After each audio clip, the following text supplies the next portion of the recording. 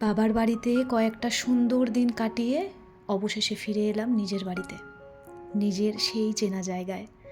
আর বাড়ি ফিরেই শুরু হয়ে গেল সংসারের ব্যস্ততা, গাছের যত্ন, রান্নাবান্না, ঘর গোছানো আর দিনের সব ছোট ছোট কাজ। আসলে বাড়ি ফিরতেই বিশ্রামের আর কোনো রকম সুযোগ নেই, অপেক্ষা করছে এক গাদা সংসারের কাজ। বাড়ি ফিরতে না ফিরতেই ব্যস্ত হয়ে পড়লাম সংসারের নানান কাজে। নমস্কার সবাইকে, আমি মহুয়া আবারও একটা নতুন ভিডিওতে আপনাদের সকলকে স্বাগত। আজ আবার অনেক দিন পর একদম নতুন করে ভিডিও নিয়ে আপনাদের সামনে হাজির হলাম। সত্যি বলতে এই কয়েকটা দিন আপনাদের খুব মিস করেছি। যখনই আমি ভেবেছি যে এইবার আর আপনাদের থেকে আলাদা হব না, এর আগেও বাবার বাড়ি যাওয়ার আগে আপনাদের একটা ভিডিওতে আমি জানিয়েছিলাম কিছু না কিছু ভিডিও আমি আপনাদের সঙ্গে শেয়ার করবই, সেটা ছোট হোক কিংবা বড়। কিন্তু বিশ্বাস করুন, পারিনি, একদমই ভিডিও দিতে পারিনি। তার জন্য আমি আপনাদের কাছে ক্ষমা প্রার্থী। কিছু না কিছু বাধা ঠিক চলেই আসছিল সামনে। মায়ের কাছে থেকেও কোনো রকমভাবে যেন সময় বার করে উঠতে পারছিলাম না। তাই চিন্তাভাবনা করলাম বাড়ি ফিরে তারপর আবার আপনাদের সঙ্গে দেখা করব। এই কয়েকটা দিন ক্যামেরার সামনে এসে গল্প করা, আপনাদের সঙ্গে আমার প্রতিদিনের ছোট ছোট মুহূর্তগুলো শেয়ার করে নেওয়া, সব কিছুই খুব মনে পড়ছিল।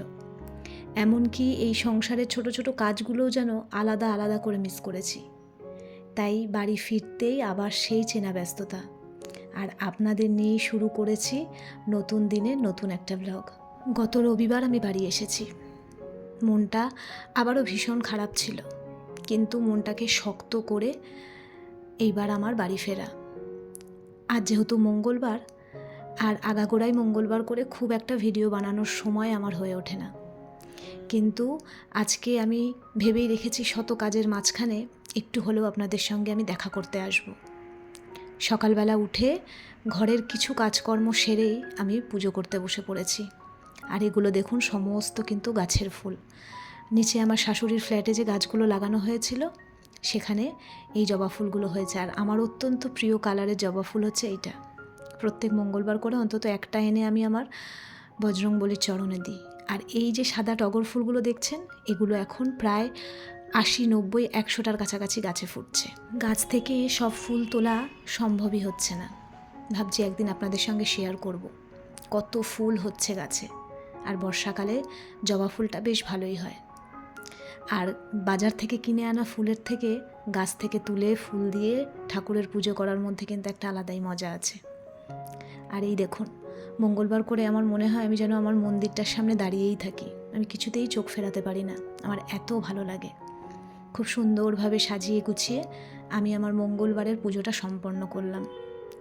আজকে ব্রেকফাস্টে আমি বানিয়েছিলাম চাউমিন, একদম নিরামিষ, যেহেতু মঙ্গলবার তো এমনি আমার নিরামিষই হয়। গাজর, আলু, ক্যাপসিকাম, বিনস দিয়ে নিরামিষ আজকে চাউমিন বানিয়েছিলাম। মাঝখানে তো খাওয়া দাওয়া একদমই বন্ধ ছিল। এখনও যদিও অনেকটাই নিয়ম মেনেই খাওয়া দাওয়া করছি, তবু একটু আধটু খাচ্ছি। বাইরের যে জিনিসগুলো খেতে ভীষণ ইচ্ছা করছে সেগুলো চেষ্টা করছি ঘরেই বানিয়ে খাওয়ার।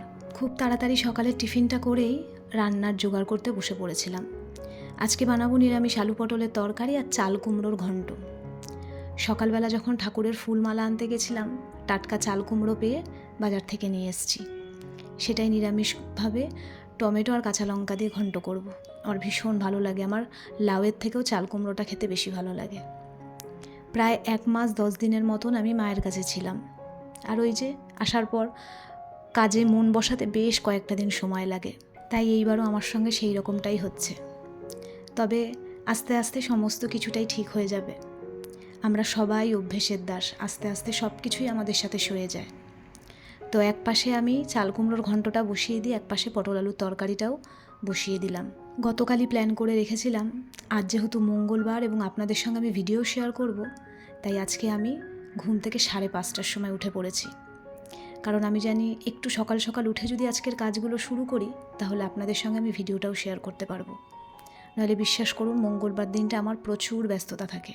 রবিবার দিনকে এসেই আগে আমি এই রুমের আমার যে বেড কভারটা সেটা তুলে দিয়েছি। বাড়ি থাকলে মাসে 2 থেকে 3 বার আমি বেড কভার চেঞ্জ করি। যেহেতু বাড়িও ছিলাম না, তাই আর এই বেড কভারটা চেঞ্জ করাও হয়নি। আর যদিও খুব একটা নোংরাও হয়নি, তাই আজকে ভাবলাম বেড কভারটা পেতে দিই।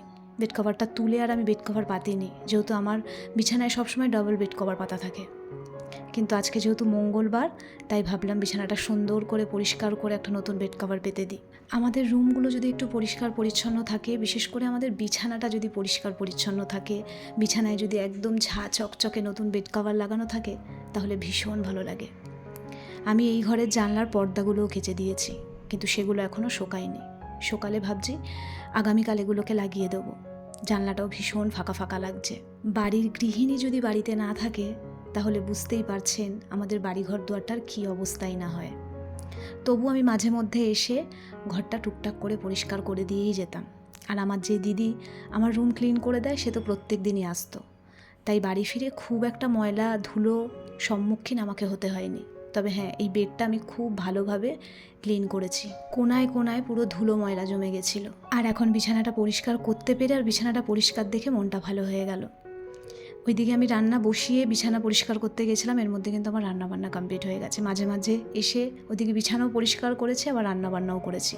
এদিকে আমার চাল কুমড়োর ঘন্টও রেডি, আর এদিকে আমার পটল আলুর তরকারিও কিন্তু একদম হয়ে গেছে। একদম হালকা পাতলা মশলা দিয়ে রান্না করেছি। ডোডো স্কুলে গেছে, ওর আসতে অনেকটাই দেরি। তবে আমি খাওয়া দাওয়া করে নেব এখন ইচ্ছে থাকলেও ডোডোর আর স্কুল থেকে আসা অবধি আমি অপেক্ষা করতে পারি না, যেহেতু আমার খাওয়া দাওয়াটা একদম টাইম মতো করতে হয়। আগে ডোডো স্কুল থেকে আসতো, যতক্ষণ না খেতে বসতো আমিও খেতাম না, কিন্তু এখন আর সেটা সম্ভব হয় না। এখন রান্নাঘরটা পরিষ্কার করে নেওয়ার পালা। রান্নাবান্না শেষ করার পরে এটা কিন্তু আমাদের একটা ভাইটাল কাজ। তো বাসনগুলো রয়েছে, ওগুলো পরে মাজবো, মানে রান্নাঘরটা পরিষ্কার করার পরে। আগে রান্নাঘরটা ভালো করে ক্লিন করে নিলাম। আর দোকান থেকে বেশ কয়েকটা জিনিসপত্র আনিয়েছিলাম, যে জিনিসপত্রগুলো আমার দরকার ছিল, মানে ফুরিয়ে গেছিলো। গতকাল রাতে লিখে দিয়েছিলাম মালপত্রগুলো, আজকে অজয় নিয়ে এসছে, তাই সেইগুলো সমস্ত জায়গায় রেখে দিলাম। যে জিনিসগুলো আমার অনেক দিন পরে পরে লাগে, সেগুলো আমি এরকম ওপরে তুলে রাখি। আর যেগুলো আমার নিত্যদিনের সঙ্গী, আমার রান্নাবান্নায় প্রত্যেক দিন লাগে, সেগুলো হাতের কাছে রাখি।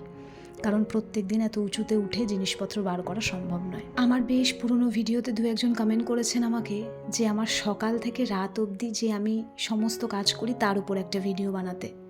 তো আমি অবশ্যই চেষ্টা করব যে আপনাদের এই রিকোয়েস্টটা রাখার, যে সকাল থেকে রাত অবধি আমি কী কী করি সেইটা দেখানোর।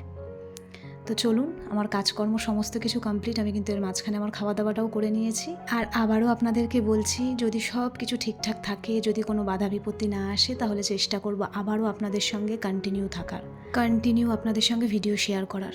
আসলে ভাবি অনেক কিছুই, জানেন তো, কিন্তু সব কিছু আমাদের ভাবনা অনুযায়ী চলে না। যাই হোক, চলুন তাহলে আজকের ভিডিওটা এখানেই শেষ করছি। যতটুকু কাজ করলাম, যা কিছু করলাম আপনাদেরকে দেখালাম। আশা করি আপনাদের ভিডিওটা ভালো লাগলো। যদি ভালো লেগে থাকে তাহলে অবশ্যই আমাকে কমেন্ট করে জানাবেন। সকলে ভালো থাকবেন, সুস্থ থাকবেন। আপনাদের সঙ্গে আমার আবার পরের ভিডিওতে দেখা হবে কিন্তু।